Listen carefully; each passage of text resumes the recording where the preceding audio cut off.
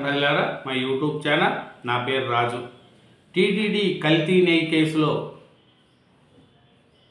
ఒక్కొక్క లోపాలన్నీ బయటపడుతున్నాయండి. అలాగే సుబ్బారెడ్డి గారు టీటీడీ చైర్మన్గా ఉన్నప్పుడు ఆయన పిఏ సహకారంతోనే దందా నడిచిందనేది కూడా మనకు సిఐడి విచారణలో అన్నీ బయటపడుతున్నాయి. ఇంకోటి చూసుకుంటే మన వైవి సుబ్బారెడ్డి గారు వచ్చి పరకామణి కేసులో సిఐడి విచారణకు వచ్చి అలా వెళ్ళిపోయారు. ఆయన న్యాయంలో కల్తీ నెయ్యి జరిగింది. ఈ పరకామణి కేసు అయితే రవికుమార్ ఆయన మీద అంతా కాంప్రమైజేషన్ అయిపోయి కేసు కూడా క్లోజ్ చేశారు. ఏమిరంటే చూడండి, ఆయన చైర్మన్గా ఉన్నప్పుడు సుబ్బారెడ్డి గారు నాకేం తెలియదు, నేను మాలలు వేసుకుంటా, నాకు దేవుడు వచ్చిన దైవభక్తి తప్ప నేను దేవుని సొమ్ము తినను, అన్నీ చేయను, అన్నీ చెప్తూ ఉంటాడు. చేసేది ఆయన మాటలకు చేష్టలకు ఏమీ తేడన్నా ఉందా? కల్తీ నెయ్యి కేసులో సుబ్బారెడ్డి గారు నాకు కల్తీ నెయ్యే జరగలేదు, ఏమీ లేదని సుబ్బారెడ్డి గారు చెప్తారు. ఈ పరకామణి కేసులో కూడా అలా వెళ్ళిపోతూ ఉంటారు మన సుబ్బారెడ్డి గారు. ఆయన ఏం చెప్తారంటే, పరకామణి సోరీ కేసులో సిఐడి విచారణకు టీటీడీ మాజీ చైర్మన్ వైవి సుబ్బారెడ్డి అలా వెళ్ళిపోయారు. ఈ కేసులో ఇతర నిందితులను సుదీర్ఘంగా విచారించగా వైవి విచారణ మాత్రం కేవలం 2 గంటల్లో ముగిసింది. ఇదేదో చుట్టం చూపుగా వచ్చినట్లు ఉందంటూ సుబ్బారెడ్డి విచారణపై పలువురు సామాజిక మాధ్యమాల్లో విమర్శలు చేస్తున్నారు. ఏమరంటే, ఆయన చైర్మన్గా ఉన్నప్పుడు ఆయనకు తెలియకుండా ఎలా నడుస్తుంది? చిన్న అధికారులు మటుకు పెద్దగా విచారిస్తారు. ఈయనే పాత్రధారికి సూత్రధారి అని తెలిసినా కూడా సుబ్బారెడ్డి గారిని కల్తీ నెయ్యి కేసులు ఇంటికి వచ్చి విచారిస్తారు.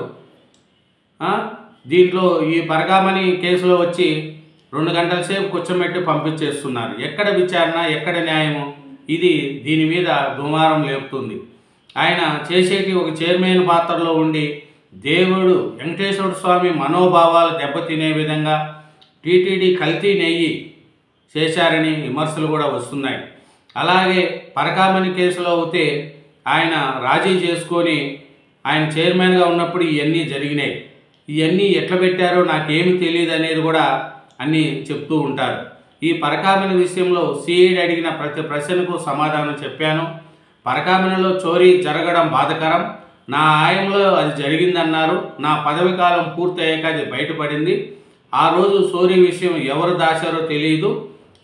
విచారణను రాజకీయ కోణంలో చూడొద్దు, మమ్మల్ని దోషగా చూడకండి, నిస్వార్థంగా విచారణ చేసి దోషులను శిక్షించాలి, విచారణకు అన్ని విధాలా సహకరిస్తామని సుబ్బారెడ్డి గారు చెప్తున్నారు. మరి అంటే ఈ పరకామణి కేసులో మీరు చైర్మన్గా ఉన్నప్పుడు జరిగినప్పుడు మీకు బాధ్యత ఉండదా? చెప్పండి, మీరే చేసుకుంటారా అనేది కూడా తెలుస్తుంది. ఈయన సుబ్బారెడ్డి గారిని 2 గంటల పాటు సాగిన విచారణలో 20 ప్రశ్నలకు సంబంధించినట్లు తెలిసింది. విచారణ తర్వాత బయటకు వచ్చిన సుబ్బారెడ్డి మీడియాతో మాట్లాడారు. పరకామణి నేపాన్ని టీటీడీ అధికారులు మీదకు నెట్టేందుకు ప్రయత్నించారు. డాలర్ల చోరీ తాను చైర్మన్గా ఉన్నప్పుడు జరిగినప్పటికీ పదవీ కాలం పూర్తయిన తర్వాత ఇప్పుడు బయటపడిందని, ఈ విషయాన్ని ఇన్నాళ్ళు ఎవరు దాచిపెట్టారో తేల్చాల్సిన అవసరం ఉందని అన్నారు. చూడండి, సుబ్బారెడ్డి గారు నేను ఉన్నప్పుడే జరిగినాయి అన్నీ, కానీ బయటపడలేదు, నేను దాటిన తర్వాత బయటపడింది, దీన్ని ఎవరు చేశారేమో నాకు సంబంధం లేదు అని వైవి సుబ్బారెడ్డి గారు కల్తీ నెయ్యి విషయంలో తప్పించుకుంటున్నాడు. ఈ పరకామణి కేసులో కూడా తప్పించుకోబోతున్నారు మన వైవి సుబ్బారెడ్డి గారు. మరి ఇవన్నీ ఆయన చైర్మన్గా ఉన్నప్పుడు నాకు తెలియదంటే, ఇంకా దేవుడికి పెద్దగా ఉన్నప్పుడు దేవుని దగ్గర జరిగిన వాటికి నాకు ఏమీ సంబంధం లేదని చెప్తూ ఉంటే, మళ్ళా నేను చాలా మంచివాడిని, నేను ఇన్నిసార్లు మాలలు వేసుకుంటా, దేవుని సొమ్ము తినను, అలా తినను ఇలా తినను అంటే మళ్ళీ ఎవరు తిన్నారు? మీ ఆయంలో జరిగిన కల్తీ నెయ్యి కేసులో మీదే పాత్ర చూపిస్తున్నారు. ఈ పరకామణి కేసులో మీ ఆయంలో జరిగింది. ఇన్ని అరాచకాలు జరుగుతూ ఉంటే నాకేం సంబంధం లేదు, నన్ను ఈడ్చకండి, దేవుని ఇబ్బంది పెట్టకండి అని మీరు చెప్తున్నారు సుబ్బారెడ్డి గారు. మీరు ఆయంలో జరిగిన ఈ అవకతవకలకు ఎవరు పాత్రధారి, ఎవరు సూత్రధారి, ఎవరు? చిన్న వాళ్ళను అదుపులోకి తీసుకొని జైలుకు పంపిస్తారు. మళ్ళీ ఈ కల్తీ నెయ్యి కేసులో సుబ్బారెడ్డి గారిని ఎందుకు గట్టిగా విచారించట్లేదు? వాళ్ళ ఇంటికి పోయి విచారిస్తారు. ఈ పరకామణి విషయంలో సిఐడి 2 గంటల పాటు విచారించి వదిలేస్తుంది. మళ్ళీ ఇది పరిస్థితి ఏంది, దీన్ని రాజకీయ కోణంలో చూస్తున్నారా ఏమనేది కూడా ప్రజలు అర్థం చేసుకోవాలా. మళ్ళీ అదే ఇంకెవరన్నా చేసి ఉండింటే, ఈ కల్తీ నెయ్యి కేసులో అయితే టీటీడీ జనరల్ మేనేజర్ హోదాలో బీజం, సుబ్బారెడ్డి పిఏ సహకారంతో దందా, 3 డైరీలతో కలిసి అక్రమాలు, వాటికి లబ్ధి చేకూర్చి టీటీడీకి నష్టం, ప్రతిఫలంగా కమిషన్లు, కానుకలు, బోలేబాబా నుండి ఎండి కంచం, లక్షల్లో నగదు పోను, ఎండి కాయిన్లు, కల్తీ జరిగినట్లు మైసూరు ల్యాబ్ నివేదిక, ఇచ్చిన బోలేబాబాకు పెద్ద ఎత్తున ఆర్డర్లు, భక్తుల మనోభావాలు దెబ్బతీశారు. చూడండి, మన వైవి సుబ్బారెడ్డి గారు ఉన్నప్పుడు వద్దు స్వామి బోలేబాబా దాంట్లో కల్తీ ఉందని చెప్పినా కూడా కకృతిపడి లంచాలు కకృతిపడి మళ్ళీ అతనికే ఇచ్చారు. ఒక పాల సొక్క కూడా సేకరణ చేయకుండా నెయ్యి తయారు చేస్తున్న వాటికి ఆర్డర్లు ఇవ్వకూడదని రూల్ ఉంటే ఆర్డర్లను తీసేశారు.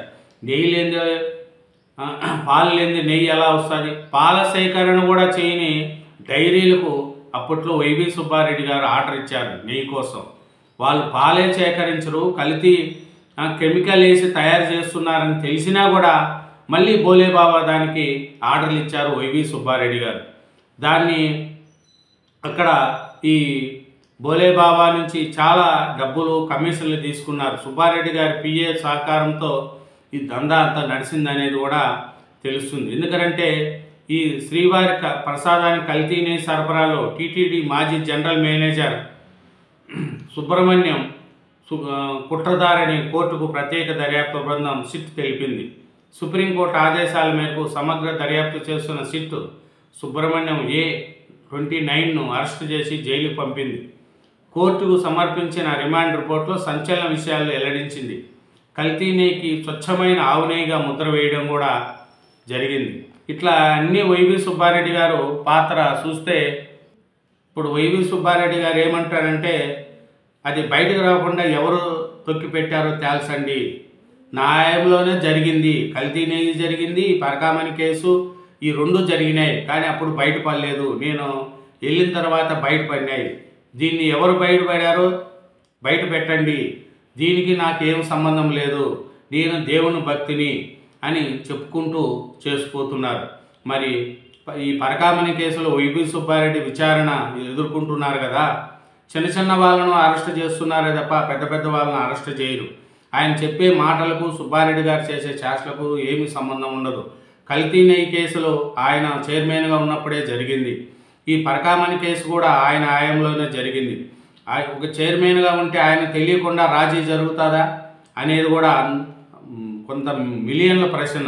కాబట్టి వైవి సుబ్బారెడ్డి గారికి దీంట్లో పాత్రధారి సూత్రధారి అనేది చిట్టి విచారణలో కొన్ని విషయాల్లో బయటపడుతున్నాయి. దీని మీద తర్వాత వైవి సుబ్బారెడ్డి గారి మీద అరెస్ట్ చేస్తారా చేయరా అనేది మనకు తెలుస్తుంది.